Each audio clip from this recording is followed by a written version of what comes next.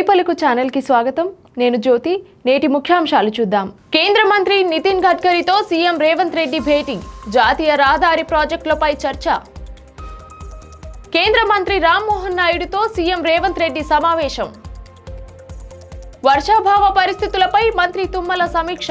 తక్కువ నీటితో సాగయ్యే పంటలపై దృష్టి. నేపాల్లో మరో జెన్జీ ఉద్యమం. ప్రధాని రాజీనామాకు యువత డిమాండ్. జగన్ విశాఖ పర్యటన. ఎయిర్పోర్టు వద్ద పోలీసుల ఆంక్షలు. జగన్ను చూడగానే కాళ్లపై పడి కన్నీళ్లు పెట్టుకున్న మత్స్యకారుడు చిన్న. నార్లాపూర్ పంప్ హౌస్ లో మోటార్ల వెట్రన్ కు విద్యుత్ అంతరాయం. తెలంగాణ ఉద్యమకారుల గుర్తింపుపై ఉమ్మడి మెదక్ జిల్లా నేతలతో సమావేశం. సింగరేణిని రాజకీయ సాధనంగా వాడుకున్నారు. బీజేపీ నేతల విమర్శ. 2 లక్షల లంచం తీసుకుంటూ ఏసీబీకి చిక్కిన మున్సిపల్ ఏఈ. బోరబండలో ఓటరు సవరణ ప్రక్రియ పరిశీలన. అర్హుల ఓటు పోకుండా చూడాలని సూచన. కేంద్ర రోడ్డు రవాణా, జాతీయ రహదారుల శాఖ మంత్రి నితిన్ గడ్కరీతో తెలంగాణ ముఖ్యమంత్రి రేవంత్ రెడ్డి, నల్గొండ ఎంపీ రఘువీర్ రెడ్డి భేటీ అయ్యారు. ఈ సందర్భంగా తెలంగాణకు సంబంధించిన జాతీయ రహదారి ప్రాజెక్టులు, మౌలిక సదుపాయాల అభివృద్ధిపై చర్చించారు. రాష్ట్రంలో పెండింగ్లో ఉన్న రహదారి పనులు, కొత్త జాతీయ రహదారుల ప్రతిపాదనలు, కీలక ప్రాజెక్టులకు కేంద్ర సహకారం వంటి అంశాలను కేంద్ర మంత్రి దృష్టికి తీసుకెళ్లినట్లు సమాచారం. తెలంగాణలో రహదారి కనెక్టివిటీని మరింత మెరుగుపరిచేందుకు అవసరమైన సహకారం అందించాలని కోరారు. ఢిల్లీలో కేంద్ర పౌర విమానయాన శాఖ మంత్రి రామ్మోహన్ నాయుడుతో తెలంగాణ ముఖ్యమంత్రి రేవంత్ రెడ్డి కీలక సమావేశం నిర్వహించారు.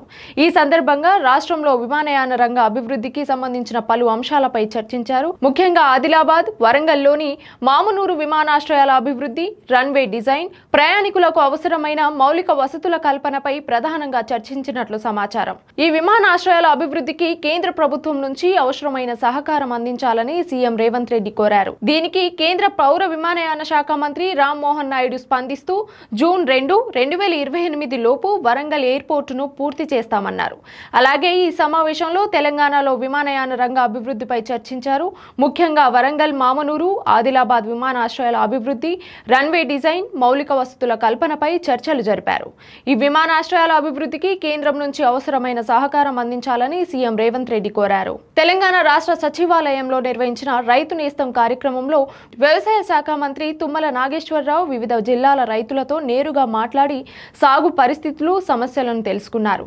ప్రస్తుత వర్షాభావ పరిస్థితుల నేపథ్యంలో తక్కువ నీటితో సాగయ్యే ప్రత్యామ్నాయ పంటలను రైతులు ఎంచుకునేలా శాస్త్రీయంగా సలహాలు అందించాలని అధికారులను ఆదేశించారు. భూగర్భ జలాలు, సాగునీటి వనరులు, విద్యుత్ సరఫరా పరిస్థితులను విశ్లేషించి ప్రాంతాల వారీగా అనువైన పంటలను సూచించాలని చెప్పారు.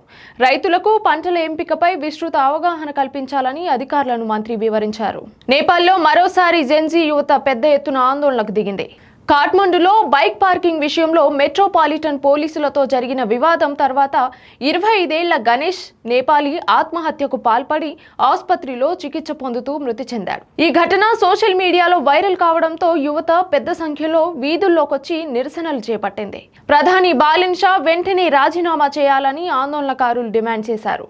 దీంతో ప్రభుత్వం 5 సభ్యులతో విచారణ కమిటీని ఏర్పాటు చేసి ఘటనలో ప్రమేయం ఉన్న పోలీసులను విచారణ పూర్తయ్యే వరకు సస్పెండ్ చేస్తున్నట్లు ప్రకటించింది. వైసీపీ అధినేత, మాజీ ముఖ్యమంత్రి వైఎస్ జగన్ విశాఖ పర్యటన నేపథ్యంలో వైజాగ్ ఎయిర్పోర్టు వద్ద పోలీసులు ఆంక్షలు విధించారు. జగన్ కు స్వాగతం పలికేందుకు వస్తున్న వైసీపీ నేతలు, కార్యకర్తలను పోలీసులు ఎక్కడికక్కడ అడ్డుకుంటున్నారని పార్టీ వర్గాలు ఆరోపిస్తున్నాయి.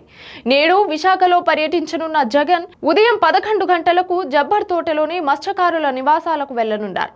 ఇటీవల జరిగిన బోటు ప్రమాదంలో గల్లంతైన మత్స్యకారుల కుటుంబాలను పరామర్శించి వారికి ధైర్యం చెప్పనున్నారు.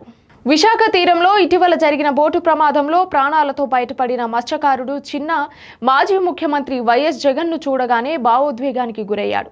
విశాఖ పర్యటనకు వచ్చిన జగన్ కాళ్లపై పడి తన కష్టాలను చెప్పుకుంటూ కన్నీళ్లు పెట్టుకున్నారు. బోటు ప్రమాదం విషయం తెలిసిన సమయంలో జగన్ ఫోన్లో తనను పరామర్శించారని భరోసా ఇచ్చారని చిన్న తెలిపారు.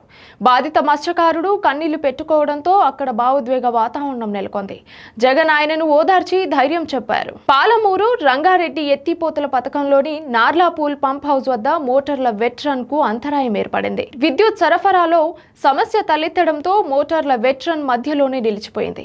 దీంతో సాంకేతిక లోపాలను సరిదిద్దేందుకు అధికారులు చర్యలు చేపట్టారు. మోటార్లకు అవసరమైన వోల్టేజ్ అందేలా ఏర్పాటు చేసి ఇవాళ మరోసారి పూర్తి స్థాయిలో వెట్ రన్ నిర్వహించేందుకు సిద్ధమవుతున్నారు. అన్ని సాంకేతిక సమస్యలను పరిష్కరించిన తర్వాతే మోటార్ల పనితీరును పూర్తి స్థాయిలో పరీక్షించనున్నట్లు అధికారులు తెలిపారు.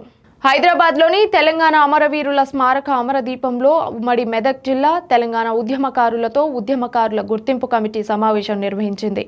మెదక్, సంగారెడ్డి, సిద్దిపేట జిల్లాలకు చెందిన ఉద్యమకారులు ఈ సమావేశంలో పాల్గొన్నారు.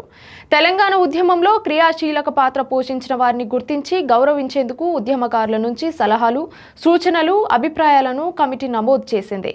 ఈ సమయంలో మంత్రి పొన్నం ప్రభాకర్, ఎమ్మెల్సీ కోదండరాం, మాజీ ఎమ్మెల్సీ రాములు నాయక్, మోతే శోభన్ రెడ్డి పాల్గొన్నారు. సింగరేణి భరోసా యాత్రలో భాగంగా జయశంకర్ భూపాల్పల్లి జిల్లాలోని కేటీకే 8వ గనిని కేంద్ర మంత్రి కిషన్ రెడ్డితో కలిసి బీజేపీ నేతలు సందర్శించారు. సింగరేణి కార్మికులు, వారి కుటుంబాలతో మాట్లాడారు. దేశాభివృద్ధిలో దశాబ్దాలుగా సింగరేణి కార్మికుల కృషి కీలకమని పేర్కొన్నారు. తెలంగాణ ఏర్పడిన తర్వాత బీఆర్ఎస్, కాంగ్రెస్ ప్రభుత్వాల విధానాలు, వైఫల్యాలతో కార్మికుల్లో ఆందోళన, ఉద్యోగ భద్రతపై అనిశ్చితి పెరిగిందని ఆరోపించారు. దేశంలోని కీలక ప్రభుత్వ రంగ సంస్థలో ఒకటైన సింగరేణిని బలోపేతం చేయాల్సింది పోయి గత ప్రభుత్వాలు రాజకీయ సాధనంగా ఉపయోగించుకున్నాయని విమర్శించారు. Peddapalli municipality assistant engineer Kallepalli Satish Kumar 2 లక్షల లంచం తీసుకుంటూ ఏసీబీ అధికారులకు చిక్కారు. కాంట్రాక్టర్కు సంబంధించిన ఫైనల్ బిల్లును ప్రాసెస్ చేసి టీఐఎఫ్డిఐసికి పంపేందుకు 2 లక్షలు డిమాండ్ చేసి తీసుకుంటుండగా కరీంనగర్ ఏసీబీ అధికారులు పట్టుకున్నట్లు తెలిపారు. అనంతరం ఆయన నివాసంలో నిర్వహించిన సోదాల్లో 32,31,000 లెక్కల్లో చూపని నగదును స్వాధీనం చేసుకున్నారు. నిందితుడిని అరెస్ట్ చేసి ప్రత్యేక ఏసీపీ కోర్టులో హాజరుపరిచారు. కేసుపై దర్యాప్తు కొనసాగుతోంది.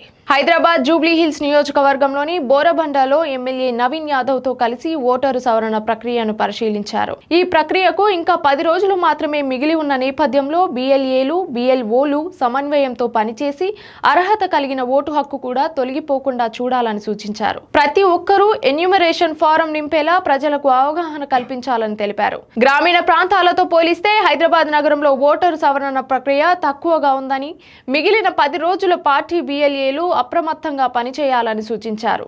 ఇదే ఇవాల్టి బులెటిన్ అప్డేట్స్. మరొక బులెటిన్తో మళ్ళీ కలుద్దాం. చూస్తూనే ఉండండి తొలి పలుకు న్యూస్.